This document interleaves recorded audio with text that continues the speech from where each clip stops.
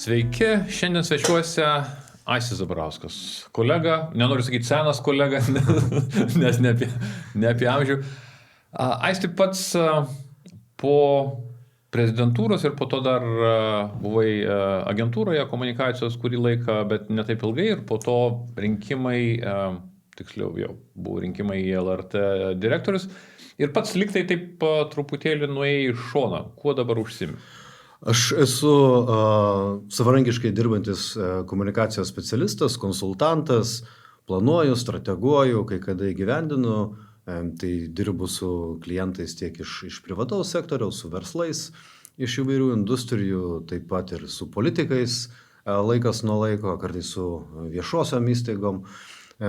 Ir taip natūraliai susigravitavo, kad kai pradėjau dirbti savarankiškai, kad žmonės į mane kreipiasi tada, kai reikalai jau pradėti ne pagal planą ir sudėtinga, aš nevadinu to krizių komunikacija ar strateginė komunikacija, čia toks problemų sprendimas ten, kur komunikacija veikia, turi tokį asimetrinį poveikį, kur yra labai svarbu, ką sakai, kaip sakai, kada sakai, kas sako, tai jau 2 metus tuo užsiemu ir iš esmės džiaugiuosi tą laisvę, kurią leidžia nusipirkti savarankiškas darbas, būnant neįsikorporavus į didelę organizaciją, o dirbant savo ritmu ir turint įtakos savo laikui. Man tas yra labai svarbu.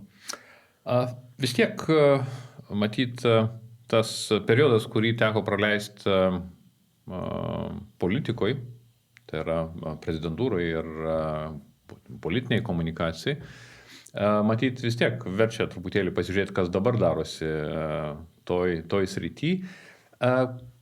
Kaip pats vertini, kokių dalykų, sakykime, be to kasdieninio triukšmo, ko nepastebim, kokios tendencijos, kurių galbūt iš tikrųjų ne visi arba iš principo praleidžiam pro akis? Yra dalykų, fragmentinių dalykų, kurių mes nepastebim, kuriuos praleidžiam, bet čia turbūt reikėtų pagirti žiniasklaidą ir nepriklausomus turinio kūrėjus, kurie turi atsidarę ir savo kanalus, kad tikrai politikoje labai daug faktų, kurie įvyksta, jie yra pastebimi, aptariami, vieni daugiau, kiti mažiau, gal nepelnytai mažiau, mano manimu, tai, kas yra patekę į akląją zoną, tai vienas iš svarbių momentų naujausių, tai gal yra vyriausybės priemonių planas, jam buvo per mažai, jis buvo paminėtas, bet jam buvo per mažai dėmesio skirti ir ten tikrai yra nemažai įžvalgų, kurias būtų galima aptarti ir kelti į pirmosius puslapius, bet tas nuvažiavo. Mes daug dalykų aptariam ir netgi svarbių dalykų yra aptariama, kaip pavyzdžiui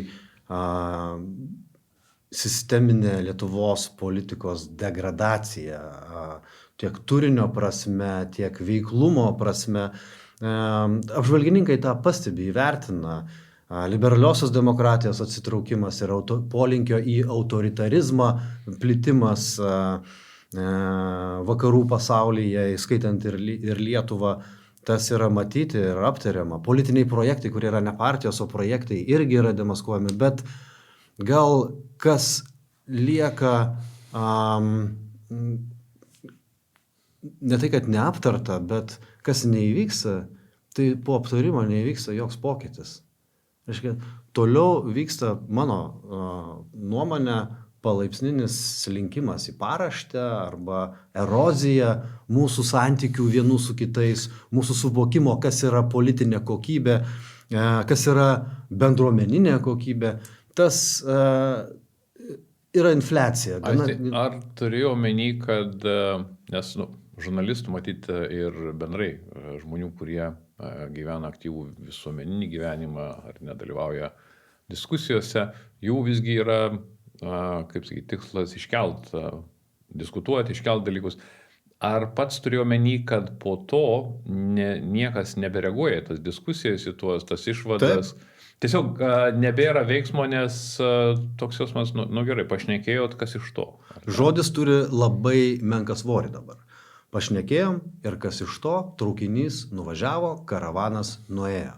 Ir dabar ypač politinėje veikloje aš matau, kad ten dirbantis žmonės yra supratę, kad tu gali tvarkyti savo reikalus taip, kaip tau atrodo tinkama.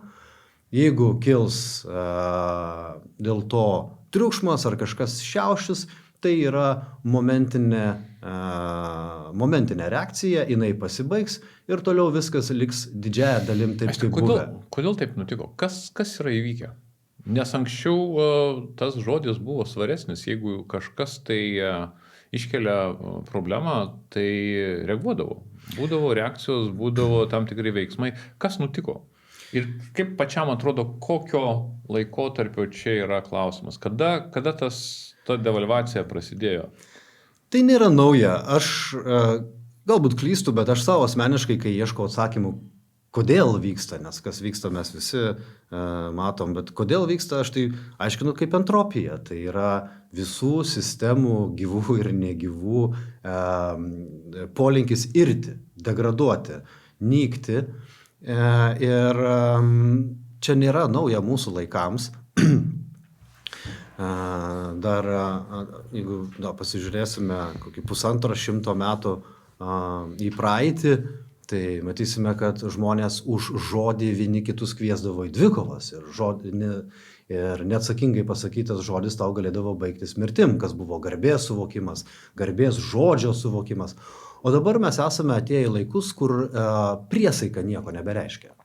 Kai tu duodi priesaiką tarnauti, tu ją sulaužai, paskui vėl duodi tą pačią priesaiką, duodi priesaiką būti visiems lygiai teisingas, esi akivaizdžiai nelygiai teisingas ir niekas tau nieko už tai nedaro. Čia jau pats turiu omeny prezidentą.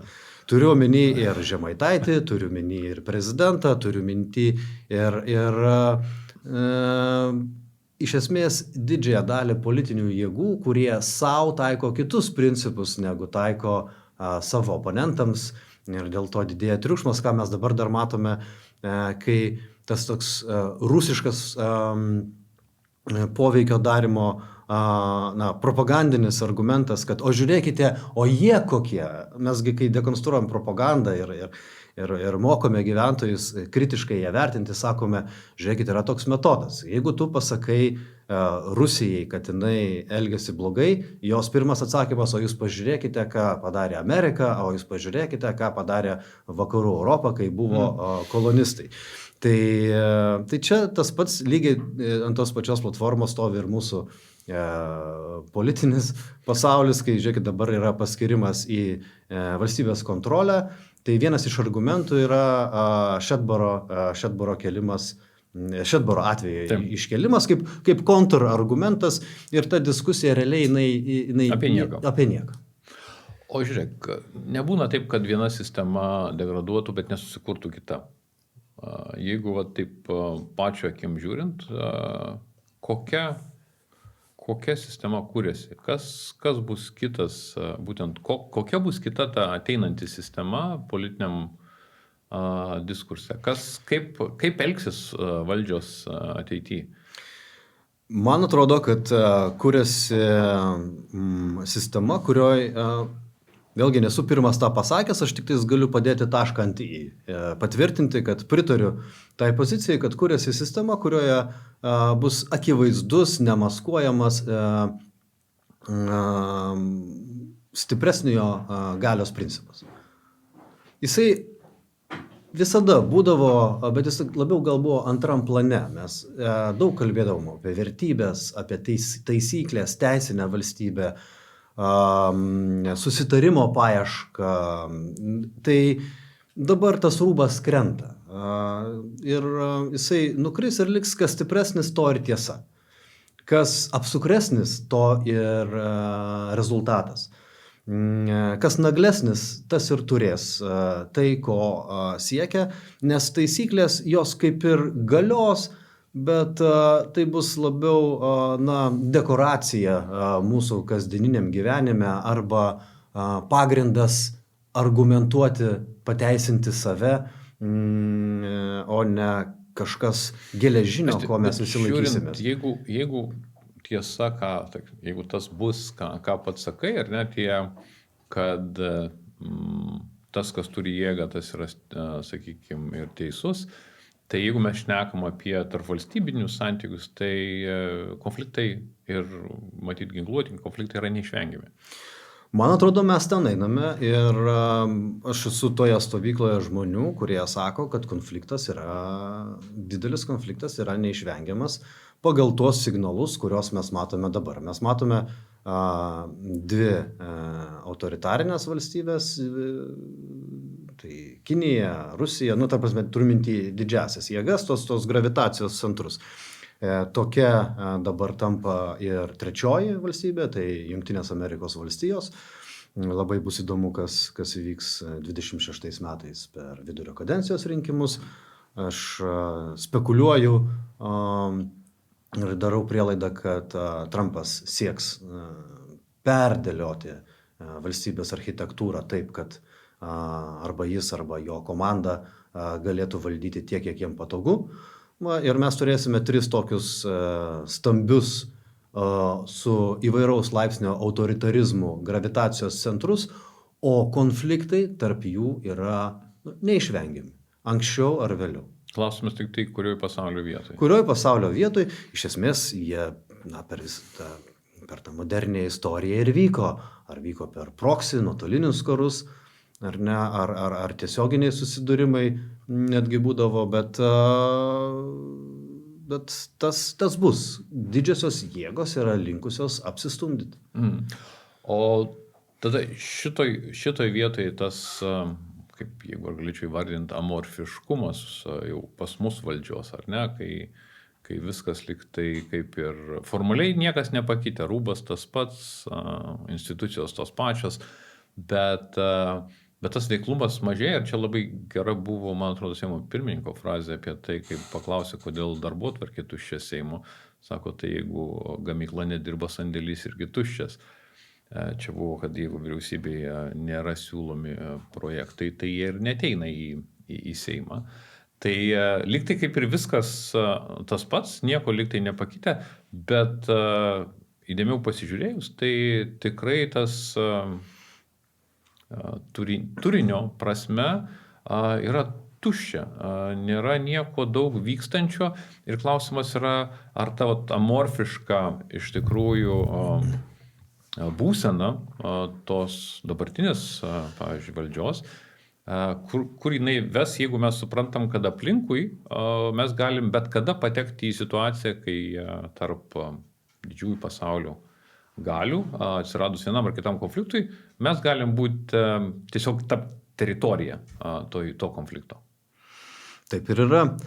Ir dėl to aš akcentavau vyriausybės priemonių planą, nes iš to dokumento su juo susipažinus, susidaro įspūdis, kad numatyti veiksmai yra skirti tiesiog inertiškai aptarnauti valstybės gyvenimą, aparatą. Mes nematome didelių reikšmingų proveržių nei ekonomikos srityje, kas mums leistų visiems tapti turtingesnė valstybė, nei teisėkūroje ar teisinėje, arba mentaliteto daly, kur leistų mums patiems didžiuoti savim arba būti Šiaurės Europos Izraeliu. Tai didžiąja dalim tame priemonių plane atsispindi inertiškumas. Ir kai svarstau apie inertiškumą, aš galvoju, kad mes kaip tauta esame labiau inertiški, pasyvūs, romūs, galime, jeigu norime save nekritikuoti, o taip neutraliai vardinti, mes tokie esame lėtesnio tempo, ramus kaip kolektyvinis darinys. Aš nenorėčiau sutikti šitoje Puiku. vietoje. Žiūrėk, 90 metai, nepriklausomybės paskelbimas, tada mes važiuojam labai greitai, susitvarkom su Rusijos armijos išvedimu 3 metai ir tada mes turim didžiulius siekius narystę NATO, narystę Europos Sąjungai. Važiuojam ir tikrai labai dideliais tempais.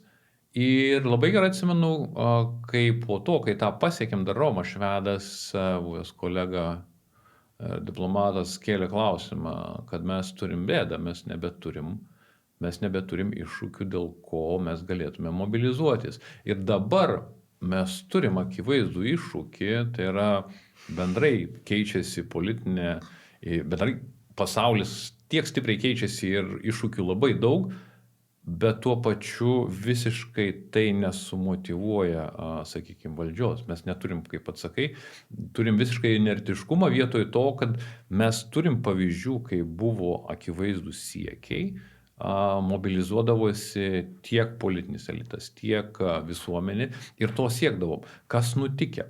Kodėl dabar staiga net ir didžiausi iššūkiai dėl saugumo mūsų nebemotyvuoja? Aš manau, kad mūsų Antrosios Respublikos pradžioje mes turėjome sugeneravę labai daug energijos, kurią generavo lūkestis gyventi laisvėje, lūkestis gyventi gerai. Ir tą lūkestį turėjo tiek valstybės administratoriai, tiek nemaža dalis visuomenės. Bet ir ta energija, jinai turbūt ir generavo tą greitį, bet gana greitai jinai pradėjo sekti. Ir jeigu prisiminsim pačią pradžią, juk buvo labai rimti svarstymai ir mane regis netgi buvo paskelbtas moratoriumas nepriklausomybei. Ar ne, kai mes supratome, kad čia ne taip lengvai jau ir čia mes galvom paskelbsime priklausomybę ir jau kitą dieną gyvensime kaip Vokietijoje. Ar ne? Ir jeigu prisiminsime ES referendumą, kokių reikėjo priemonių tam, kad žmonės ateitų ir balsuotų.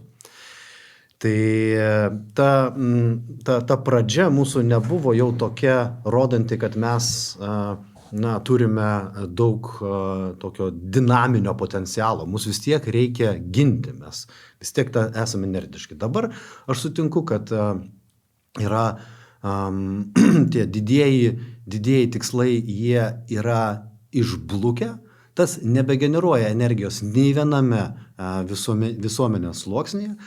Maža to mums atsitiko bėda, mes didelė dalis mūsų pradėjo gyventi patogiai. Ir mes pasiekėm tą gerovę, mes vis dar manome, kad jos nepasiekėme, bet labai didelė dalim ir labai nemaža mūsų dalis jau ją yra pasiekusi. Suprast, kaip pasiekė ir nepasiekė gerovę, labai lengva, jeigu ją atimi.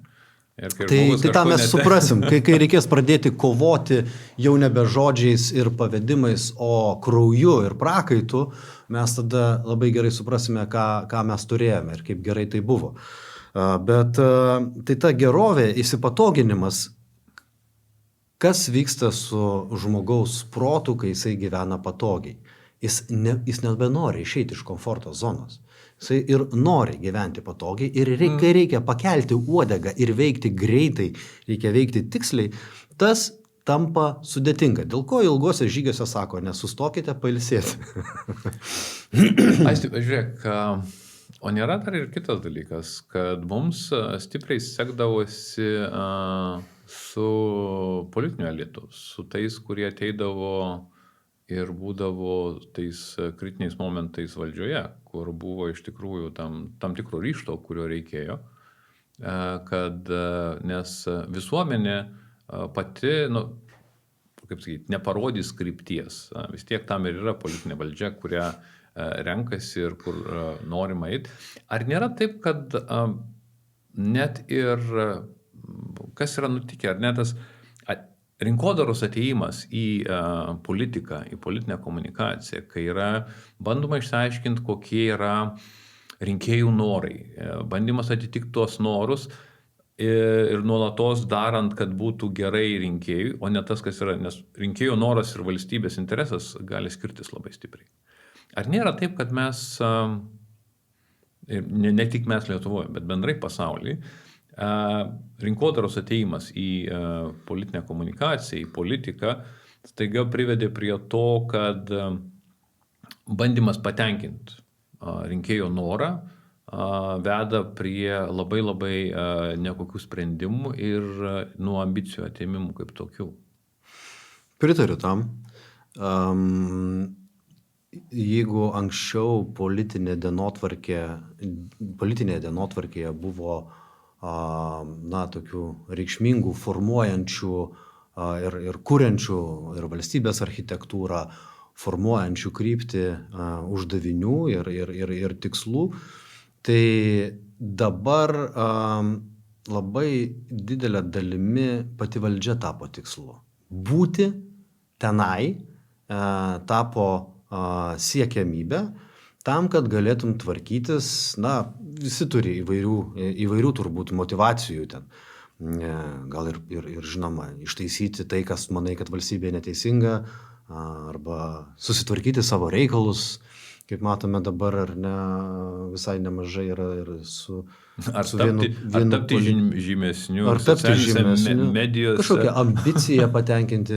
Tai taip, aš tikrai pritariu tam, kad politikoje yra mažiau politikos ir daugiau produktų gamybos. Kaip pagaminti ir parduoti produktą gyventojui, kuriam nelabai to reikia galbūt, bet gerai skamba. Tai tas taip, yra čia dalis, viena iš devalvacijos, tos erozijos priežasčių. Yra mūsų profesijos principų taikymas tvarkant kolektyvinius reikalus.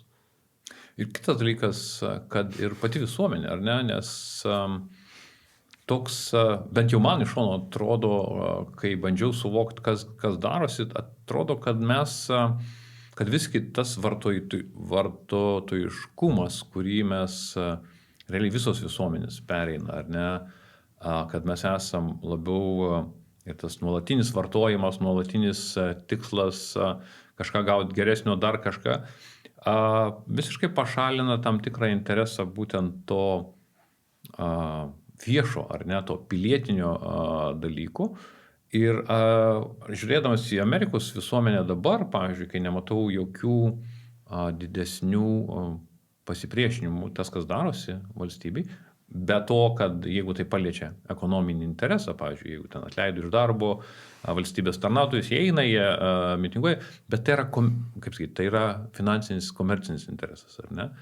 Bet nebėra visuomeninio intereso, nebėra pilietinio. Ar nėra taip, kad vartotojiška visuomenė staiga pradeda stumti lauk pilietišką visuomenę? Absoliučiai taip. Čia yra teisinga įžvalga.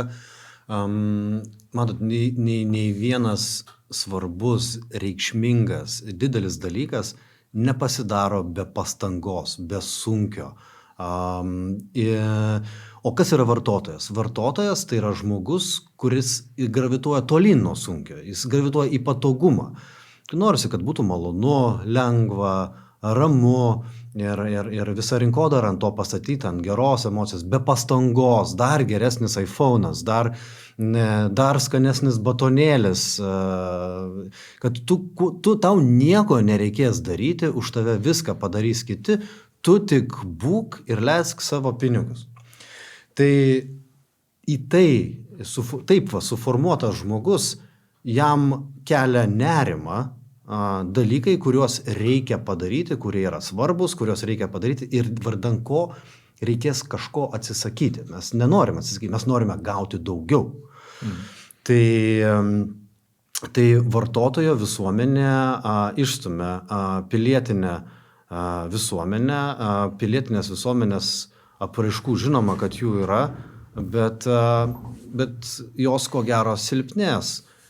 Tik tais tiek, kad dar tos pilietinės visuomenės įrankinė, jinai tokia dvejopa. Mes matome, kad tam mikro lygmenyje, bendruomenių lygmenyje, pilietinė visuomenė tvarkosi gerai ir rūpinasi vieni kitais, ir įvairios programos yra, ir finansavimą gauna, ir sprendžia savo to kasdienio gyvenimo problemas. Tikrai yra ten stipru.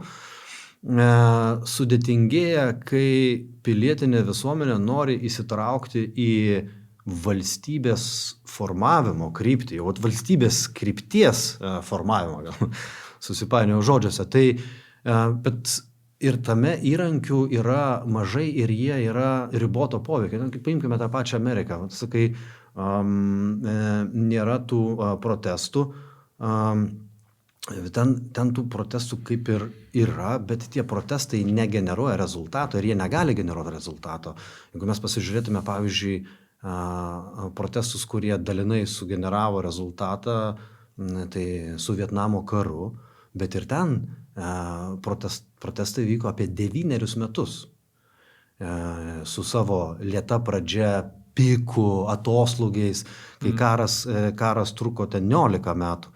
Ir net tai tas poveikis, greitas poveikis, kur buvo, tai buvo Ukrainoje, bet ten žmonės jau ėjo nebe į dainuojamąją revoliuciją, ar ne? Jie jau ėjo į rimtą kovą su krauju ir nuostoliais. Gal tai ir buvo supratimas, kad arba pakeisi, Taip, arba tai liks jau ilgesniam laikui. Baltarusijai to supratimo nebuvo valios, buvo pasirinktas kitas dalykas. Ir aš taip, pažiūrėkime tą pačią Gruziją, pasižiūrėkime Serbiją, ar ne.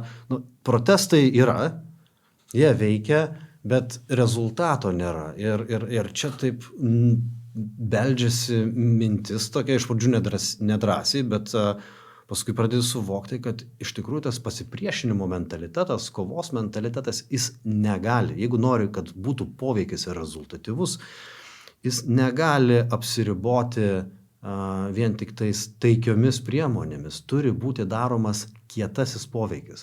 Nebūtinai kova, gali būti nepaklusimu, ar ne. Tai aš nesu tikras, ar pilietinės visuomenės yra pasiruošusios elgtis kiečiau, nes jos apart to, kad jos yra pilietinės, jos dar yra ir vartotojiškos. Ir vartotojai įeiti į agresijos psichologiją jau yra nebegerai. Nes psichologai sako, kad žmogui praradimo jausmas yra kur kas stipresnis negu to, ką tu gali gauti, ar ne, kažką darydamas. Tai dėl to matyt prarasti tą, ką tu turi, būtent vartotojiškai visuomeniai, kažin, ar tai yra didžiulis stabdis, kuris praktiškai tave patraukia nuo tos pilietinės visuomenės. O vartotojai turi ką prarasti ir turi labai daug ką prarasti. O žiūrėkite, tai kokia ta politika bus ateityje, kaip tu matytum, kur mes važiuojam, sakykime? Aš tai gal atsakysiu premjero žodžiais, nesureikšminkim. Arba, nors mes kalbame tokius sunkius dalykus ir jau nutolome nuo komunikacijos ir pradėjome bendrai kalbėti apie jauseną, tas, kas beje irgi yra komunikacijos specialistų dalis, yra suvokti ar ne jauseną. Bet aš nenorėčiau, kad mes nueitume į tokį niūrų, destruktyvų režimą, proto būseną, mąstymo modelį. Nereikia laikyti įsikibus gerų laikų, kad viskas bus gerai. Aš ir savo vaikams sakau, kad jie nuo mažens įprastų girdėti, kad jeigu sekasi, jeigu viskas vyksta pagal planą arba jeigu vyksta gerai, tai yra džiaugsmas. Mes turime ką švęsti. Šiaip gyvenimas yra sunkus, jame reikia stengtis, jame yra daug neteisybės, nereikia tikėtis, kad visiems bus vienodos starto linijos ar panašiai. Už savo teisės reikia kovoti. Tai mano galva mums visiems bus sveika, jeigu mes taip palaipsniui kiekvieną savo ritmu apmastysime ir rasime savo veiklą tose pasikeitusiose aplinkybėse, kur reikia daugiau judinti rankom ir kojom tam, kad turėtum mažiau. Ir kad tai nėra blogai, kad turėti nėra siekiamybė. Siekiamybė yra tai, kas yra tavo viduje, čia ir čia. Ir tam nereikia vartoti. Tam užtenka padėti vienas kitam, užsimti visuomeniniam veiklom. Aš atsimenu, dar kai buvau jaunas specialistas ir skirdavau po 15-17 valandų darbo ir maniau, kad tai yra jėga, nes daug dirbti ir daug uždirbti yra siekiamybė. Taip palaipsniui pradėjo formuotis tokia kažkokia vidinė tuštuma man.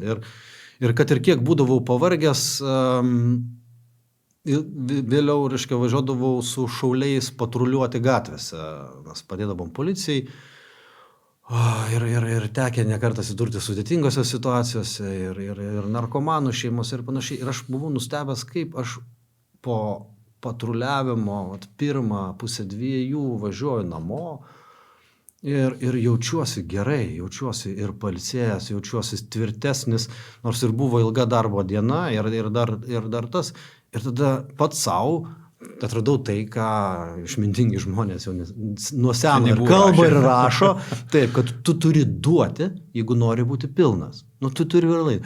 Tai mano galva, tas davimas yra viena iš krypčių, kur mes galime save realizuoti ir kad ir kokia bus ta politika, kad ir kokia bus situacija aplink mus, bet save poliruoti kaip asmenybės, kaip mažos bendrijos, kad ir namų kvartalo dalim, tai suteikia ir atsparumo, ir dvasinių jėgų, kurių paskui prireikia ir profesinėje srityje.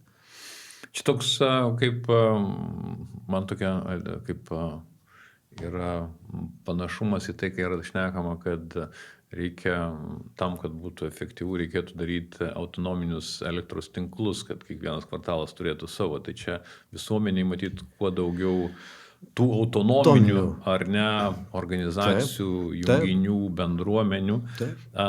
Tuo tas, sakykime, aktyvumas reikalui esant, kai jie atsiranda, sakykime, iš tikrųjų kritinės situacijos, būtų žymiai didesnis. Kaip tą puoselėti? Nes vėl mes eilinį kartą, kai šnekam apie tos dalykus, įsirėmėm į švietimą, į jaunimą, nes vis tiek kartos keičiasi. Kaip perduoti tą mintį, kaip perduoti tą, kad žmonės suprastų, ir ypač jauni žmonės, kad suprastų tuos dalykus, nes jeigu jie nematys poreikio tam, tai po truputėlį ta visuomenės dalyk, kuris užims tą, sakykime, ateina vis tiek ten nuo 30 iki 5 metų, tai yra ta aktyvioji visuomenės dalyk, kuri vadovauja, kuri, sakykime, daro didžiausius pokyčius. Tai vat kaip padaryti, kad ta jaunoji karta, kuri dabar dar mokyklose, išlaikytų tą supratimą? Ne, tai kaip ir daroma, ar ne, tų tokių vadybinių priemonių yra ir pilietiškumo pamokos, ir gyvenimo įgūdžių ugdymo pamokos. Man atrodo, ta sistema veikia, aišku, žinoma, ją galima tobulinti, perkurti ir efektyvinti. Bet aš šitoj vietoj turiu labai rezervuotą nuomonę, nes mes komunikatoriai žinom, kad iš viso to, kaip ir ką nori perduoti kitam žmogui, tas dėsnis yra, Žygintas Pečiulis yra pavadinęs 100 gramų dėsniu, kad iš 100% to, ko nori perduoti kitam žmogui, jo galvoje nusėda 20% ir laikosi 24 valandas. Tai ir paskui žmogus vėl pamiršta dėl gyvenimo ritmo arba dėl smegenų veikimo principo, kad jeigu tu nededi pastangos įsiminti, tai ir tu ir neįsimini. Tai tas perdavimo veiksmas, jisai patiria labai daug nuostolių, kaip kad elektrą perduoti bevėlių būdu irgi labai didelį nuostolį patariami, tai lygiai taip pat yra ir su elgsenos modeliu. Ir yra vienas būdas, kurį turbūt gerai žino tėvai, kaip auklėjami vaikai, tai jie auklėjami ne žodžiais ir ne taisyklėmis, o jie auklėjami yra pavyzdžiu. Tai mano galva, čia yra tas sunkusis kelias, bet tas toks tikrasis, tas kaip žemė, sodrus kelias, yra pavyzdžiai. Tai pirmiausia savo elgseną, o tada komunikacija role models. Tų, kurie tai padarė patys, išjautė, kurie daug kartų patyrė nesėkmes, kuriems reikėjo įveikti savo vidinės pagundas, kad taptų geresnė savo versija. Bet mes turime bjaurų reiškinį, kad pavyzdžiui politikai, kurie užima šiuo metu, ko gero, daugiausia eterio viešosios dienotvarkės, jie rodo mums konkrečiai priešingus elgesio modelius, kai savo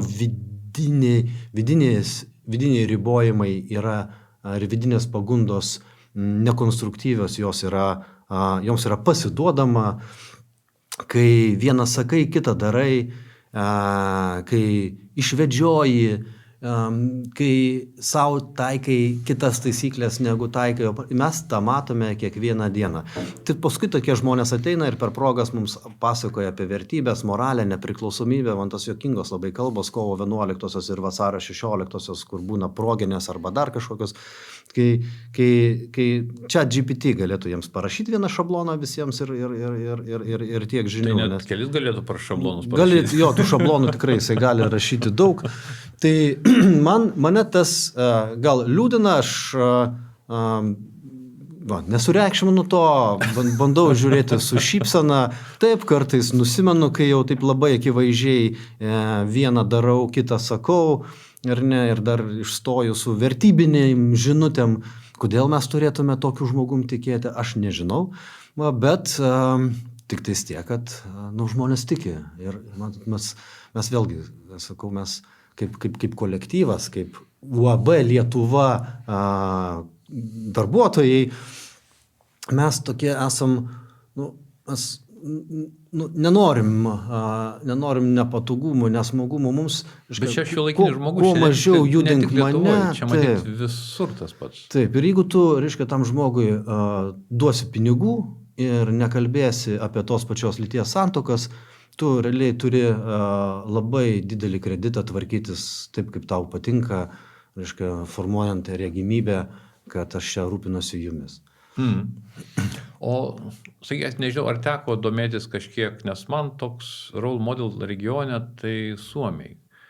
Kaip jiems pavyksta išlaikyti tą dalyką, tuos pirminius dalykus, kurie susiję yra su išlikimu, su saugumu, nes kai pandemija prasidėjo Suomijoje, pavyzdžiui, Suomija neturėjo problemų su kaukiam, nes jie turėjo rezervę tiek, kad užtektų visiems.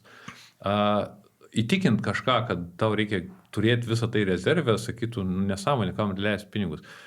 Gal, nežinau, ar yra tekę susipažinti su jų dalykais. Aš turiu savo versijas, bet man tiesiog pačiam įdomu tavo nuomonė. Labai paviršiumi negaliu sakyti, kad gilinausi. Taip, aš skaičiu apie juos. Man tikrai imponuoja ir jų pasipriešinimas, imponuoja jų švietimo sistema, požiūris į ją. Neimponuoja jų santykis su alkoholiu. Neimponavo, aš supratau logiką, bet ir jie turbūt šaunuoliai, kad jie taip elgėsi, tas pragmatiška politika Sovietų Sąjungos atžvilgiu jau po karo, per visą tą laikotarpį nuo Antro pasaulinio iki dabar buvo sunku laikytis tokios politikos, bet jie tą darė pragmatiškai. Man tas, nors sakiau, kad neimponuoja, negalėčiau taip. Bet tavo klausimas buvo, kas ten kitaip, ar ne, ką jie kitaip daro. Man atrodo, kad ko gero pas juos yra, nors jie ir vienišiai, bet suvokimas, kad mes visi esame vienoje sistemoje. Kad ir atsiskyrę, bet tokio atsiskyrėlių kolektyvas, ar ne? Bet esam vienoje sistemoje ir esam priklausomi vieni nuo kitų. Gal čia tos šiaurietiškos sąlygos, kur žmogus esi priklausomas ir turi pats būti self-sustained ir mokės, bet ir dar priklausomas. Nes būna situacijų, kur vienas vienu pastangų gali ir neužtekti. Gali ir neužtekti, taip. Ir kaip ir jūroje, jūros žmonės, kurie plaukia, yra, viena į kitą santykis yra kitoks nei sausumos žmonių. Taip ir ko gero šiauriečiai, jie taip kitaip tą tarpusavio ryšį mato, jie neišvengiamai privalo būti pragmatiški, nes ir aplinka, ir geografinė, ir klimatinė reikalauja būti plikai pragmatiškiams, neleisti savo svajonių. O mes, mano galva, aš taip mus kritikuoju, jeigu kada kalbėsim apie tai, kas Lietuva gerai, tą irgi galėsime aptarti, bet mes, man labiau atrodo, mes turim tokių lūkesčių, jeigu pažiūrėsime ir politiko kalbas, ten tokia svajonių, lūkesčių, ne tiesos, plikos, žiaurios tiesos sakymas, bet tokių raminimų, vedimų į svajonę, leitmotyvai dominuoja. Vat mes irgi taip galvojam, paskelbsim nepriklausomybę, iš karto bus kaip Vokietijoje, nebuvo, tai gražinom tuos, kurie anksčiau, reiškia, dirbo politikoje. Tai vat tas toksai yra. Plus, manau, kad visgi mūsų tarpusavio saitus labai suardė ir didelę žalą padarė rusiškas metodas, reiškia, elgesio su mumis per Sovietų sąjungą. Tai mes iki šiol taip ir Turiu menį priverstinę tą kolektyvizaciją, kad kai tu žmonės suvedi per prievartą į kolektyvą. Bendruomenių ardymas, ta kolektyvizacija, jinai buvo kaip ir ant tokios ideologinės platformos, ant melo sustatyta, ant ekonominės klaidos ir moralinio melo, ar ne, tai jinai iš tikrųjų toksiška buvo, nuodijo žmonės. Šiaip bendruomeniniai savitarpio pagalbos saitai irgi buvo išardyti. Čia valstybė viskuo pasirūpins. Ar ne? Tas milžiniškas alkoholio vartojimas, jis irgi turi savo pasekmes kultūroje. Tai aš čia taip spekuliuoju, pats dabar kalbu ir matau, kiek dar tų tokių dalykų, kurios dar reikėtų pagrįsti argumentais yra ir būtų galima ginčytis. Bet tas tokia bazinė nuomonė, platforma, ant kurios statau, tai ir yra, kad ana šalis, į kurią mes galėtume žiūrėti ir semtis įkvėpimo, jos aplinkybės išorinės yra kitokios, kas lėmė ir jų vidinis būsenas kitokias. Man taip pat pavyzdys yra ir Izraelis. Mes čia svarstame, kaip kas bėgsim iš tos Lietuvos, ar ne, kiek čia bėgs, kiek čia ginsis, ginklų, ne ginklų. Čia su kai kuriais šauliais teko diskutuoti, kaip padaryti Lietuvą Izraeliu. Nepadarysim. Ten yra per amžius išugdytas visai kitas santykis su aplinka. Lietuvis visgi per mažai daro, jis mano, kad nuo jo mažai kas priklauso. Tai nuo dievų, tai nuo dievo, tai nuo politikų, ar ne. Aš pats, aš mažas žmogus, žinot, aš iš provincijos, atsiprašau, jeigu kas ne taip. Pas Izraelio žmonės yra kitaip. Jie formuoja, jie ateina ir pasako, kaip bus. Kas su Izraelio verslininkais dirbo, tai žino, kokio ten yra ryžto, matymo, kryptingumo, greičio mentalitetas. Tai mes netapsim Izraeliu, bet galime bent kažkokius elementus iš jų įkvėpimo semtis, kaip jie švenčia tą savo šabą, nepriklausomai nuo to, kad aplinkui vieni priešai raketos, bet jie vis tiek bendruomenė, jie turi tradiciją, bendruomenė yra, jinai išeina, bendrauja ir švenčia gyvenimą, kai vyksta karas. Tai čia yra mentalo dalykai, santykio su savim, su aplinka, su kitu žmogum. Ir pas mus, man atrodo, jeigu kas yra blind spot'e, tai yra sveikas požiūris į save ir to sveiko požiūrio sklaida. Toks teisingas vertinimas. Mes kažkodėl nusprendėme gyventi kreivų veidrodžių kambarį ir tos veidrodžius ir kreivinti. Nusiraminkim, žmonės nepasiruošę, tai ir labai gerai. Ir kad baikit, čia nevyksta jokia, reiškia, politinės galios telkimas, arba šita partija ne 5. kolona, ką jūs čia susibendrausim. Tai čia yra veidrodžių kreivinimas.